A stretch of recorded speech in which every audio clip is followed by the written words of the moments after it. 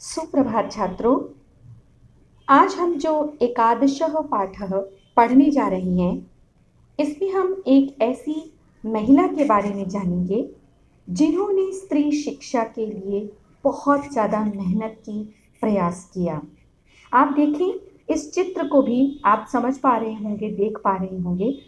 कुछ पत्थर फेंक रहे हैं कुछ लोग धूल मिट्टी डाल रहे हैं। ये हमें जो चित्र दिख रहा है, ये सावित्रीबाई फुले का चित्र है। आइए जानते हैं उनके बारे में इस पाठ के माध्यम से। ऊपरी निर्मितम चित्रम पश्यत। ऊपर निर्मित चित्र को देखिए। इदं चित्रम कस्याश्चित् पाठशालायाः वर्तते।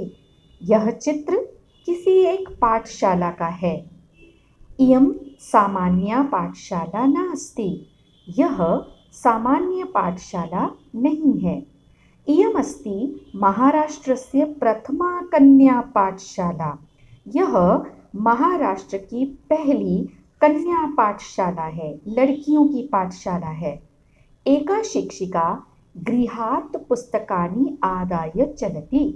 एक शिक्षिका घर से पुस्तकें लेकर चल रही है। मार्गे कश्चित् तस्याः उपरि धूलिं कश्चित् च प्रस्तरखण्डान् क्षिपति। रास्ते में कोई उनके ऊपर धूल और कोई पत्थरों के टुकड़े फेंकता है, परंतु सा स्वदृढ़ निश्चयात् न विचलति। वह अपने दृढ़ निश्चय से विचलित नहीं होती है। स्वविद्यालये कन्याभिः सविनोदम् आलपन्ती सा अध्यापने संलग्ना भवति। अपने विद्यालय में कन्याओं के साथ हंसी ठिठोली करती हुई, बातचीत करती हुई वह अध्यापन में लीन हो जाती है। तस्याः स्वकीयम् अध्ययनमपि सहैव प्रचलति। उनका खुद का अध्ययन भी साथ ही चल रहा है। वो साथ में खुद भी पढ़ाई कर रही थी। केयम महिला, कौन है यह महिला? अपि युजमिमां महिलां जानीत। क्या तुम सब भी इस महिला को जानते हो? इयमेव महाराष्ट्रस्य प्रथमा महिला शिक्षिका सावित्रीबाई फुले नाम धिया। यह है महाराष्ट्र की पहली महिला शिक्षिका सावित्रीबाई फुले।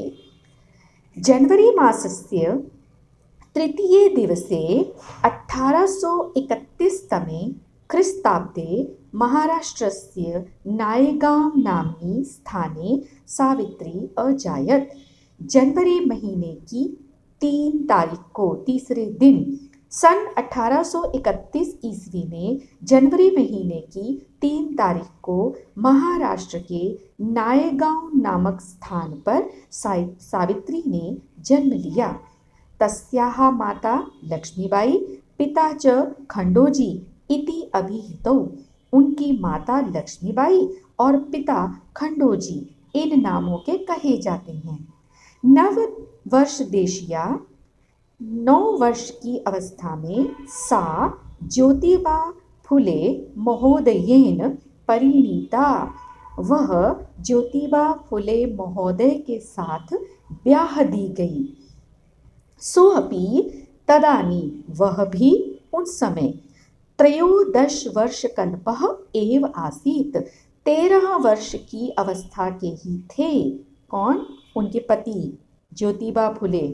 यतो हि सः स्त्री शिक्षायाः प्रबलः समर्थकः आसीत्, अतः सावित्र्याः मनसि स्थिता अध्ययनाभिलाषा उत्साहं प्राप्तवती। क्योंकि वह ज्योतिबा फुले वह स्त्री शिक्षा के प्रबल समर्थक थे, इसलिए सावित्री के मन में स्थित अध्ययन की अभिलाषा ने उत्साह को प्राप्त किया। इतः परं सा सागृहम् आङ्ग्लभाषाया अपि अध्ययनं कृतवती। इस पर भी किन्होंने, सावित्रीबाई ने, उन्होंने बड़े आग्रह के साथ अंग्रेजी भाषा का भी अध्ययन किया। 1848 तमे ख्रीस्ताब्दे पुणे नगरे सावित्री ज्योतिबा महोदयेन सह कन्यानां कृते प्रदेशस्य प्रथमं विद्यालयम् आरभत। सन 1848 ईस्वी में पुणे नगर में सावित्री ने ज्योतिबा महोदय के साथ कन्याओं के लिए प्रदेश का पहला विद्यालय प्रारंभ किया। तदानीं सा केवलं 17 वर्षीया आसीत्। उस समय वह केवल 17 वर्ष की थी। 1851 तमे ख्रीस्ताब्दे अस्पृश्यस्यात् तिरस्कृतस्य समुदायस्य बालिकानां कृते पृथक्तया तया अपरः विद्यालयः प्रारब्धः।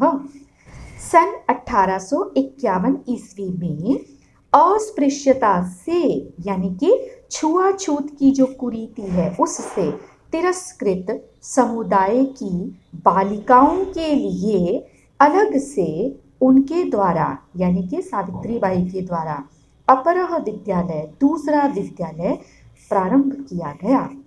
सामाजिक कुरीतीनां सावित्री मुखरं विरोधम अकरोत्।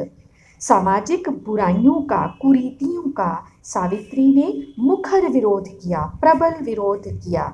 विधवानां शिरोमुण्डनस्य निराकरणाय सा साक्षात् नापितः मिलिता। विधवाओं के सिरों के मुंडन का निराकरण करने के लिए वह प्रत्यक्ष रूप से नाइयों से मिली। फलतः केचन नापिताः, परिणाम स्वरूप कई नाइयों ने अस्याम रूढ़ौ, इस रूढ़ी में, इस कुरीति में सहभागिताम अत्यजन, अपना योगदान त्याग दिया। एक दिन एक बार सावित्र्या मार्गे दृष्टम, सावित्री के द्वारा मार्ग में देखा गया, यत् कि कूपम निकषा, कुएं के पास शीर्ण वस्त्रावृताः तथा कथिताः निम्न जातीयाः काश्चित् नार्यः, कुछ महिलाएं जो निम्न जाति की हैं, कही जाती हैं कि वो निम्न जाति की हैं, और शीर्ण वस्त्र धारण किए हुए थी जो महिलाएं, ऐसी महिलाओं को जलम पातुम, पानी पीने के लिए याचन्ते स्म, जो प्रार्थना कर रही थी। पूरा वाक्य फिर से देखिए। एक बार सावित्री के द्वारा मार्ग में देखा गया कि कुएं के पास कुछ फटे हुए वस्त्रों वाली तथा कथित निम्न जाति की महिलाएं पानी पीने के लिए प्रार्थना कर रही थी। उच्च वर्गीयाः उपहासं कुर्वन्तः, उच्च वर्ग की महिलाएं उनका उपहास करती हुई, मजाक करती हुई, उन महिलाओं ने कूपात जलोद्धरणम अवारयन्, कुएं से पानी ग्रहण करने के लिए मना किया। सावित्री एतत् अपमानं सोढुं न शक्नोत्, सावित्री ने यह अपमान सहन नहीं किया। सा ताः स्त्रियः निज गृहं नीतवती, वह उन स्त्रियों को, उन महिलाओं को, उन कौन सी महिलाओं को, शीर्ण वस्त्रावृताः जो महिलाएं थी ना, उन महिलाओं को अपने घर ले गई। तड़ागम दर्शयित्वा अकथयत, और अपने घर में जो भी तालाब उनका था वो दिखाकर, घर का तालाब दिखाकर कहने लगी, यत् कि यथेष्टम जलम नयत, जितनी इच्छा हो उतना पानी ले जाओ। सार्वजनिकोयम, यह तालाबः, यह तड़ागः, ये तालाब सार्वजनिक है। अस्मात् जल ग्रहणे, इसमें से जल ग्रहण करने में नास्ति जाति बंधनम, कोई जाति का बंधन नहीं है। तया, उनके द्वारा मनुष्याणां समानतायाः स्वतंत्रतायाश्च, मनुष्यों की समानता का और स्वतंत्रता का पक्षः सर्वदा सर्वथा समर्थितः, इस पक्ष को हमेशा ही समर्थन दिया गया। उनके द्वारा मनुष्यों की समानता तथा स्वतंत्रता के पक्ष को हमेशा ही समर्थन दिया गया। महिला सेवा मंडल, शिशु हत्या प्रतिबंधक गृह इत्यादीनां संस्थानां स्थापनायां फुले दंपत्योः अवदानं महत्वपूर्णम्। महिला सेवा मंडल, शिशु हत्या प्रतिबंधक गृह इत्यादि संस्थाओं की स्थापना में फुले दंपति का महत्वपूर्ण योगदान था। सत्यशोधक मंडलस्य गतिविधिषु अपि सावित्री अतीव सक्रिया आसीत्। सत्यशोधक मंडल की गतिविधियों में भी सावित्री बहुत सक्रिय थी। अस्य मंडलस्य उद्देश्यम् आसीत्, इस मंडल का उद्देश्य था उत्पीड़ितानां समुदायानां स्वाधिकारान् प्रति जागरणम् इति। इस मंडल का उद्देश्य था सताए हुए समुदायों का अपने अधिकारों के प्रति जागरण। सावित्री अनेकाः संस्थाः प्रशासनकौशलेन सञ्चालितवती। सावित्री ने कई संस्थाओं को अपने प्रशासन कौशल से संचालित किया। दुर्भिक्ष काले प्लेग काले च सा पीड़ित जनानां अश्रांतम अविरतम च सेवाम अकरोत्। दुर्भिक्ष काल में, अकाल के समय में और प्लेग के समय में उन्होंने सेवा की। पीड़ित जनानां, पीड़ित लोगों की सेवा की। कैसे? अश्रांतम अविरतम, बिना थके हुए और बिना रुके हुए, यानी कि लगातार। सहायता सामग्री व्यवस्थायै सर्वथा प्रयासम अकरोत्। उन्होंने सहायता सामग्री की व्यवस्था के लिए भी हमेशा प्रयास किया। महारोग प्रसार काले सेवारता सा स्वयं असाध्य रोगेण ग्रस्ता 1897 तमे ख्रीस्ताब्दे निधनम गता। महारोग के फैलने के समय सेवा करती हुई वह स्वयं भी असाध्य रोग से ग्रसित होकर 1897 ईस्वी में निधन को प्राप्त हुई। उनका देहांत हो गया। साहित्य रचनया, साहित्य की रचना से भी सावित्री महीयते, सावित्री बढ़ चढ़कर हैं। तस्याः काव्य संकलन द्वयम, उनके 2 काव्य संकलन हैं। कौन कौन से हैं? काव्य फुले और सुबोध रत्नाकर, ये 2 उनके काव्य संग्रहों के नाम हैं। भारत देशे महिलोत्थानस्य गहनावबोधाय सावित्री महोदयायाः जीवनचरितम् अवश्यम अध्येतव्यम। भारत देश में महिलाओं के उत्थान का गहन अध्ययन करने के लिए सावित्री महोदया के जीवन चरित्र को अवश्य पढ़ना चाहिए, अध्ययन करना चाहिए। ये था आपका पाठ एकादशः सावित्रीबाई फुले। आइए जल्दी से इसके अभ्यास को कर लेते हैं। एक पदे उत्तरत् कीदृशानां कुरीतीनां सावित्री मुखरं विरोधम् अकरोत्। कैसी कुरीतियों का सावित्री ने मुखर विरोध किया? सामाजिक कुरीतियों का। के कूपात् जलोद्धरणम् अवारयन्, कुएं से जल ग्रहण करने के लिए किन्होंने रोका? उच्च वर्गीय की जो महिलाएं थी उन्होंने रोका। का स्वदृढ़ निश्चयात् न विचलति, कौन अपने दृढ़ निश्चय से विचलित नहीं होती है? सावित्रीबाई फुले। विधवानां शिरोमुंडनस्य निराकरणाय सा कई मिलितः, वह किनसे मिली? विधवाओं के शिरोमुंडन का निराकरण करने के लिए नाइयों से मिली। इसका उत्तर लिखेंगे हम।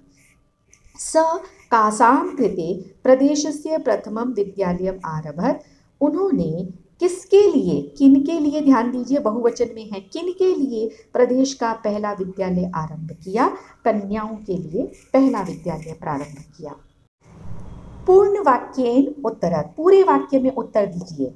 किम किम सहमाना सावित्रीबाई स्वदृढ़ निश्चयात् न विचलति, क्या क्या सहन करती हुई सावित्रीबाई अपने निश्चय से विचलित नहीं होती हैं? तो उत्तर में आप लिखेंगे, ये पीछे का पूरा वैसा का वैसा लिख देंगे, इन दोनों की जगह पर हम उत्तर लिखेंगे धूलि प्रस्तर खंडानां प्रहारम सहमाना, पूरा उसके बाद पूरा वाक्य लिखेंगे।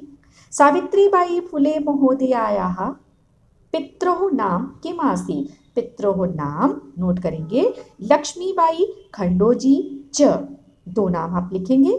विवाहानन्तरम् अपि सावित्र्याः मनसि अध्ययनाभिलाषा कथम उत्साहं प्राप्तवती?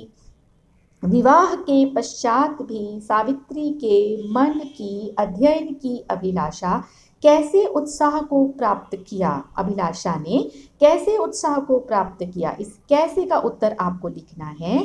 तस्याः पति ज्योतिबा फुले महोदयस्य प्रबल समर्थनेन, उनके प्रबल समर्थन से। जलं पातुं निवार्यमाणा नारीः सा कुत्र नीतवती? किंचित् अकथयत्। पानी पीने के लिए रोकी जाने वाली नारियों को वह कहाँ ले गई और क्या कहा? उत्तर होगा कहाँ का, पहले यहाँ पे आप लिखेंगे निज गृहम नीतवती अकथयत च, उत्तर पूरा लिखेंगे। इसके आगे आप तडागम दर्शयित्वा यत् यथेष्टं जलम नयत। कासां संस्थानां स्थापनायां फुले दंपत्योः अवदानम महत्वपूर्णम, कौन सी संस्थाओं की स्थापना में फुले दंपत्ति का योगदान महत्वपूर्ण है? उन संस्थाओं के आपको नाम लिखना है। महिला सेवा मंडल और शिशु हत्या प्रतिबंधक गृहम इत्यादि नाम संस्थानां स्थापनायां, इसके बाद पूरा उत्तर लिख देंगे। सत्यशोधक मंडलस्य उद्देश्यम किम आसीत्? सत्यशोधक मंडल का उद्देश्य क्या था? उद्देश्यम आसीत्, उसके बाद पूरा उद्देश्य आप लिखेंगे। साथ में उत्पीड़ितानां समुदायानां स्वाधिकारान् प्रति जागरणम। तस्याः द्वयोः काव्य संकलनयोः नाम्नि के? तस्याः द्वयोः काव्य संकलनयोः नाम्नि, हाइफन लगाएंगे और दोनों का आप नाम लिखेंगे, काव्य फुले और सुबोध रत्नाकरः। रेखांकित पदों को ग्रहण करके प्रश्न का निर्माण करें। आपको पता है जो भी शब्द आपको रेखांकित दिख रहा है उसके अंदर जो भी विभक्ति है बस उसी विभक्ति के ही साथ आपको शब्द का निर्माण करना है प्रश्न के लिए। यहाँ देखें, सावित्रीबाई कन्याओं के साथ विनोद के बाद बात करते हुए, हंसी मजाक के साथ बात करते हुए अध्यापन कार्य में लीन हो जाती थी। कन्याओं के साथ, प्रश्न होगा किन के साथ? तो आप लिखेंगे काभिः। सा महाराष्ट्रस्य प्रथमा महिला शिक्षिका आसीत्, वह महाराष्ट्र की पहली महिला शिक्षिका थी। तो प्रश्न होगा किसकी? कस्य? सा स्वपतिना सह कन्यानां कृते प्रदेशस्य प्रथमं विद्यालयम् आरभत, उन्होंने अपने पति के साथ कन्याओं के लिए प्रदेश का पहला विद्यालय प्रारंभ किया। किन के लिए? किन के लिए प्रश्न होगा? तो यहाँ होगा कासाम कृते, क्योंकि ये स्त्रीलिंग है तो हम कासाम लिखेंगे। तया मनुष्याणां समानतायाः स्वतंत्रतायाश्च पक्षः सर्वदा समर्थितः, उनके द्वारा मनुष्यों की समानता का और स्वतंत्रता का पक्ष हमेशा समर्थन किया गया। इस पक्ष का यहाँ प्रश्न है मनुष्यों का, आपका प्रश्न होगा केषां, किनका। साहित्य रचनया अपि सावित्री महीयते, साहित्य की रचना में भी सावित्री बढ़ चढ़कर हैं। तो कौन बढ़ चढ़कर हैं? प्रश्न होगा का, क्योंकि स्त्रीलिंग में इसका उत्तर है सावित्री। प्रश्न 4 की तरफ पढ़ेंगे। यथा निर्देशरम उत्तर, जो भी आपको निर्देश दिया गया है उसका उत्तर दीजिए। जैसे प्रश्न देख रहा है पहला यहाँ पर, इदं चित्रम पाठशालायाः वर्तते, यह चित्र पाठशाला का है। अत्र वर्तते इति क्रियापदस्य कर्तृपदम किम, ये जो क्रिया है इस क्रियापद का कर्ता कौन है? निश्चित ही इस वाक्य के अंदर है, तो है क्या? चित्र है, तो चित्र शब्द जो है वो कर्ता पद में आएगा। चित्रम। तस्याः स्वकीयम अध्ययनम अपि सहैव प्रचलति, इस वाक्य के अंदर विशेष्य पद क्या है? ध्यान दीजिए, विशेष्य पद, आपको विशेषण नहीं बताना है, विशेष्य बताना है। उनका खुद का अध्ययन भी, खुद का अध्ययन, तो आप समझ पाएंगे खुद शब्द जो है वो आपका विशेषण है और विशेष्य है अध्ययनम। अपि युजमिमां महिलां जानीत, इस वाक्य के अंदर युजम, तुम सब, ये जो पद है किन के लिए प्रयोग हुआ है? तुम सब, आपको पता है हमने पाठ पढ़ा तो यहाँ था, क्या तुम सब इस महिला को जानते हो? तो निश्चित ही ये तुम सब कौन है?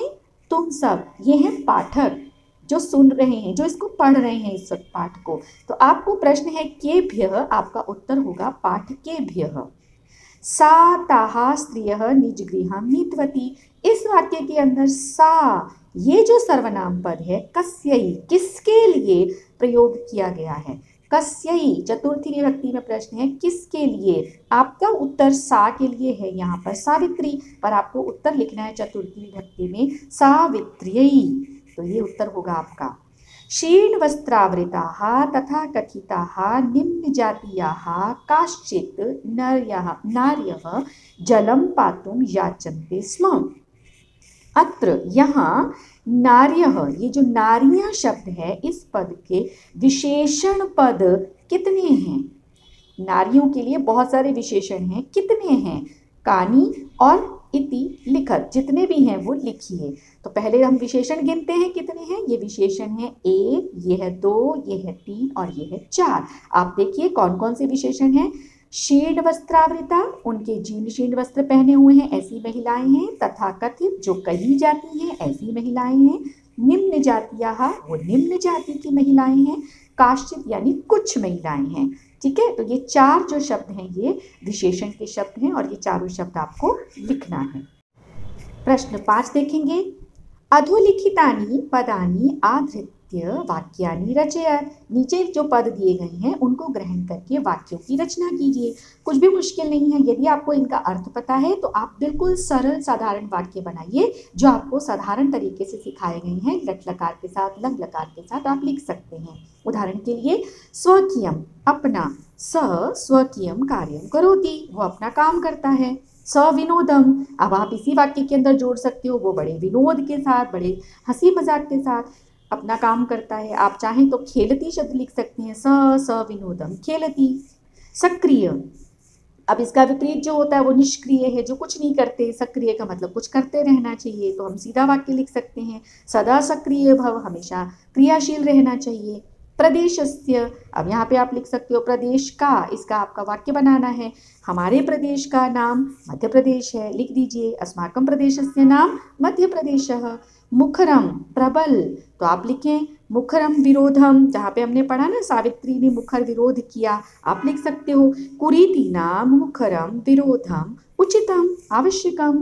कुरीतियों का विरोध निश्चित ही आवश्यक है। सर्वथा मिथ्या भाषणम सर्वथा अनुचितम। इस प्रकार से आप सहज सरल वाक्य लिख सकते हैं। अगले प्रश्न में भी ऐसा ही है, जो पद आपको दिए गए हैं उनके आपको वाक्य बनाना है। ऊपरी, वृक्षस्य ऊपरी वानरः अस्ति, वृक्ष के ऊपर वानर है। आदानम, आदान का मतलब होता है लेना, प्रदान का मतलब देना। तो सबसे अच्छा आदान प्रदान क्या है? विचार का आदान प्रदान। तो वाक्य आप लिख सकते हैं, विचारस्य आदानम प्रदानम च उचितः। परकीयम, परकीयम मतलब पराया, तो परकीयम शासनम दुखम अस्ति, जो दूसरों के शासन होता है वो हमेशा दुखदायी होता है। विषमता, विषमता के अंदर भी आप ऐसे ही लिख सकते हो, जो किसी के साथ समानता नहीं होती ना तो वहाँ पे भी कष्ट होता है, तो आप ऐसा वाक्य लिख सकते हो, विषमता सदैव दुख कारणम।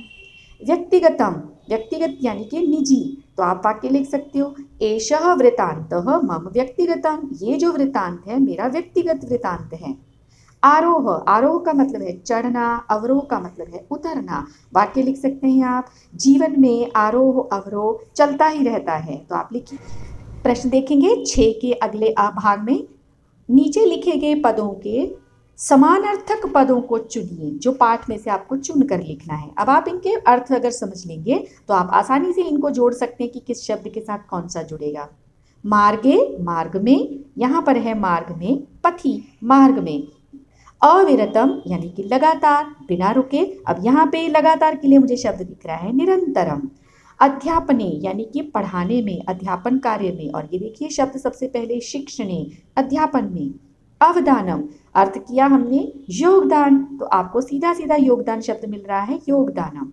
यहाँ है यथेष्टम, यथा इष्टम, जैसी इच्छा हो। अब देखिए यहाँ पर शब्द मिल रहा है इच्छानुसारम, और ये शब्द है मनसी, मन में। और यहाँ देखिए ये शब्द है हृदय यानी कि दिल में। तो 7वां प्रश्न जो हमें दिख रहा है यहाँ आपको लिखना है, जो भी पद आपको दिए गए हैं उनका परिचय लिखना है। ठीक है, तो परिचय में हम क्या करते हैं, उस शब्द को देखते हैं कि उसका लिंग क्या है, उसके अंदर कौन सी विभक्ति है, उसके अंदर कौन सा वचन है, ये आपको लिखना है। अब देखिए, हम सबसे पहले क्या करते हैं, लिंग के उत्तर को देखते हैं। धूलिंग के अंदर ये स्त्रीलिंग है, नामनी शब्द जो है ये आपका नपुंसक लिंग है, अपरह जो है वो पुल्लिंग है, विसर्ग ये बताती है। कन्या नाम से देखिए, कन्या स्त्रीलिंग है। सहभागिता आ से खत्म हो रहा है, बिल्कुल स्त्रीलिंग है। और नापितही, आप बालिकही की तरह देख सकते हैं, ये पुल्लिंग शब्द होगा। अब आइए विभक्ति देखते हैं। धूलिंग के अंदर द्वितीय विभक्ति है, एक वचन है, धूल को, नामनी, इस नाम के, तो यहाँ पर होगा, यहाँ हमारे पास में यह है नाम में, तो सप्तमी विभक्ति है और एक वचन है। यहाँ पे हम देख रहे हैं अपरह, ये हमारे पास प्रथमा विभक्ति है, एक वचन है। कन्या नाम, ये षष्ठी विभक्ति है, बहुवचन है। सहभागिता फिर से निश्चित रूप से प्रथमा विभक्ति है, एक वचन है। और नापितई में, जैसे मैंने कहा बालिकई के लिए, ये तृतीय विभक्ति है और बहुवचन है। और 7वें प्रश्न की तरफ हम अगले भाग की तरफ पढ़ रहे हैं। अंतिम प्रश्न हमारा, उदाहरण के अनुसार, इस उदाहरण का अनुसरण करके निर्देश के अनुसार लकार में परिवर्तन कीजिए। लकार में परिवर्तन कीजिए। अब आपको लकार समझना है कि कौन कौन से हैं। आप लोगों ने पांचों लकार समझे हुए हैं परस्मै पद के अंदर। हम यहाँ देखें, सा शिक्षिका अस्ति, वह शिक्षिका है। पूरे अर्थ को अगर आप ना भी जानते हो ना, तो भी ध्यान दीजिए, अस्ति यहाँ पर लट लकार है, आपको इसका लंग लकार बनाना है, तो ये होगा आसीत। क्योंकि ये लट लकार का प्रथम पुरुष का एक वचन है, तो आपको प्रथम पुरुष का एक वचन ही लिखना है लंग लकार के अंदर। यहाँ देखें फिर से, सा अध्यापने संलग्ना भवति, ती, तो अगर तीतः अंति, प्रथम में हम लिख रहे हैं ती, तो यहाँ पे ऋट लकार के अंदर आपको करना है स्यति, तो ये होगा भविष्यति। सह त्रयोदश वर्ष कल्पः अस्ति, वह है, यहाँ पे फिर से बीच में कुछ भी हो, मुझे तो इसके हिसाब से चेक करना है, ये मुझे बदलना है लंग लकार में। अभी ऊपर अस्ति का लंग लकार हमने आसीत किया है, निश्चित ही यहाँ पर भी वही होगा, आसीत। यहाँ देखें, महिलाः तड़ागात् जलम नयन्ति, महिलाएं तालाब से पानी ले जाती हैं, लोट लकार में बदलना है। तो तीतः अंति, बहुवचन में प्रथम पुरुष का बहुवचन अंति है, तो लोट लकार में जरा चेक कीजिए, तूताम अंतु, आपका शब्द होगा नयन्तु। यहाँ देखें, वयम प्रतिदिनम पाठम पठामः, हम प्रतिदिन पाठ पढ़ते हैं। विधि लिंग लकार में जाना है आपको, सबको मालूम है। यहाँ पे आमी आवह आमह उत्तम पुरुष के बहुवचन में अगर ये है, तो विधि लिंग के उत्तम पुरुष बहुवचन में होगा एम, यहाँ होगा पठेम। यहाँ देखेंगे, युजम किम विद्यालयम गच्छत, क्या तुम सब विद्यालय जाते हो, गच्छत, ऋट लकार में बदलना है आपको। युजम मध्यम पुरुष के बहुवचन के अंदर ये है, ऋट लकार के अंदर आप जब बहुवचन में जाएंगे भविष्य काल में, तो होगा गमिष्यथ। ते बालकाः विद्यालयात् गृहं गच्छन्ति, वे सब बालक विद्यालय से घर जाते हैं।